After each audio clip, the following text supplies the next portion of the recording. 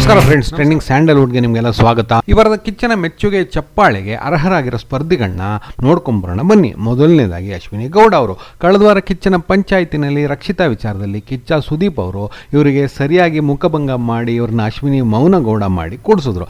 ಇವರದೇ ಜೊತೆಯಲ್ಲಿದ್ದ ಇವರ ಸಂಗಡಿಗರೆಲ್ಲ ಒಬ್ಬರಾದ್ಮೇಲೆ ಒಬ್ರು ಇವರಿಗೆ ಮೆಣಸಿನಕಾಯಿ ತಿನ್ನಿಸ್ತಾ ಇವರನ್ನೇ ವಿಷಕಾರಿ ಅಂತ ಆಯ್ಕೆ ಮಾಡ್ಕೋತಾ ಹೋದ್ರು. ಕ್ಯಾಪ್ಟನ್ ಮಾಳು ಅವರು ಇವರ ಮನಸ್ಸಲ್ಲಿ ಕಲ್ಮಶ ಇದೆ ಅಂತ ಕಪ್ಪು ನೀರು ಸುರಿದ್ರು. ಇನ್ನು ಇವರ ಆಟ ಬಿಗ್ ಬಾಸ್ ಮನೆಯಲ್ಲಿ ಮುಗಿತು ಅನ್ನುವಾಗಲೇ ನಾನು ಕ್ಷಮೆ ಕೇಳಿರ್ಬೋದು, ಆದ್ರೆ ಸೋತಿಲ್ಲ, ನಾನು ಕಪ್ ಗೆಲ್ಲೋಕೆ ಬಂದಿರೋದು ಅಂತ ಈ ವಾರ ತಮ್ಮ ಆಟದಲ್ಲಿ, ತಮ್ಮ ವ್ಯಕ್ತಿತ್ವದಲ್ಲಿ, ತಮ್ಮ ನಡತೆನಲ್ಲಿ ಸಂಪೂರ್ಣವಾಗಿ ಬದಲಾವಣೆ ತಂದುಕೊಂಡು ಒಬ್ಬ ಹೊಸ ವ್ಯಕ್ತಿಯಾಗಿ ಕಾಣಿಸ್ತಾ ಇರೋರು ಈ ಮನೆಯ ಸ್ವಯಂ ಘೋಷಿತ ರಾಜಮಾತೆ ಅಶ್ವಿನಿ ಗೌಡ ಅವರು. ಕಿಚ್ಚ ಸುದೀಪ್ ಅವರು ಕೊಟ್ಟ ಪಾಠಗಳನ್ನ ಕಲ್ತ್ಕೊಂಡು ತಮ್ಮ ತಪ್ಪುಗಳನ್ನ ಅಕ್ಸೆಪ್ಟ್ ಮಾಡಿಕೊಂಡು ಮನೆಯ ಇತರೆ ಸದಸ್ಯರು ಕೊಟ್ಟ ಅಭಿಪ್ರಾಯಗಳನ್ನ ಮನಸ್ಪೂರ್ವಕವಾಗಿ ಸ್ವೀಕರಿಸಿ ತಮ್ಮ ಅಹಂನ ಬದಿಗಿಟ್ಟು ಅದನ್ನು ತಿದ್ದುಕೊಳ್ಳೋಕೆ ಆನೆಸ್ಟ್ ಆಗಿ ಪ್ರಯತ್ನ ಪಟ್ಟರು. ಎಲ್ಲ ವಿಚಾರದಲ್ಲೂ ಬೇರೆಯವ್ರ ಮೇಲೆ ಕೂಗ್ತಾ ಅವ್ರ ಮೇಲೆ ಗೂಬೆ ಕೂರಿಸಿ ಅವ್ರನ್ನ ಪರ್ಸನಲ್ ಟಾರ್ಗೆಟ್ ಮಾಡಿ ತಾವೇ ಸರಿ ಅನ್ನೋ ಧೋರಣೆನ ಬಿಟ್ಟರು.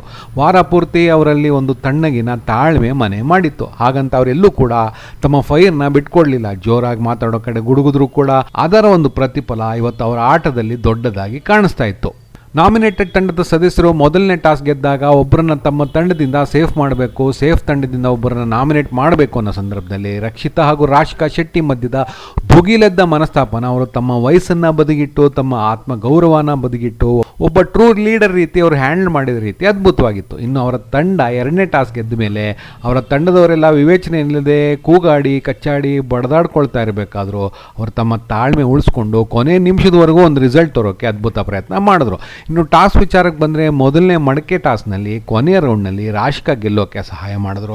ಅಲ್ಲಿ ರಾಶಿಕಾ 3 ಮಡಕೆ ಹೊಡೆದ ಕಾರಣ ನಾಮಿನೇಟೆಡ್ ತಂಡ ಆ ಟಾಸ್ ಗೆದ್ದಿತ್ತು. ಇನ್ನು ಹಗ್ಗದ ಮೇಲೆ ಬ್ಯಾಲೆನ್ಸ್ ಮಾಡಿ ಟವರ್ ಕಟ್ಟೋ ಟಾಸ್ನಲ್ಲಿ ಅವರು ಕೂಡ ಭಾಗವಹಿಸಿದ್ರು, ಅವರ ತಂಡ ಕೂಡ ಅದರಲ್ಲಿ ಗೆಲ್ತು. ಇನ್ನು ಕೊನೆಯ ಟಿಕ್ ಟಾಕ್ ಟೋ ಚಾಲೆಂಜ್ನಲ್ಲೂ ಜಾನ್ವಿ ಜೊತೆ ಆಡಿ ಅವರು ಸೋತರು ಕೂಡ ಅವರ ಪ್ರಯತ್ನ ತುಂಬಾನೇ ಚೆನ್ನಾಗಿತ್ತು. ಇನ್ನು ಕ್ಯಾಪ್ಟನ್ಸಿ ಟಾಸ್ಗೆ ಕೊಟ್ಟ ಬಾಲ್ ಟಾಸ್ನಲ್ಲಿ ಅವರು ಕೊನೆಯ ತನಕ ಹೋರಾಟ ಕೊಟ್ಟು ಜಾನ್ವಿ ಅವರ ಹಿಂದೆನೇ ಎರಡನೇವರಾಗಿ ಆಟ ಮುಗಿಸಿದ್ರು. ಹಾಗಾಗಿ ನಮ್ಮ ಪ್ರಕಾರ ಈ ವಾರದ ಕಿಚ್ಚನ ಮೆಚ್ಚುಗೆ ಚಪ್ಪಾಳೆಗೆ ಅಶ್ವಿನಿ ಗೌಡ ಅವರಿಗಿಂತನೂ ಇನ್ಯಾರೂ ಸೂಕ್ತ ವ್ಯಕ್ತಿಗಳು ಇಲ್ಲ ಅನ್ನೋದು ನಮ್ಮ ಅನಿಸಿಕೆ.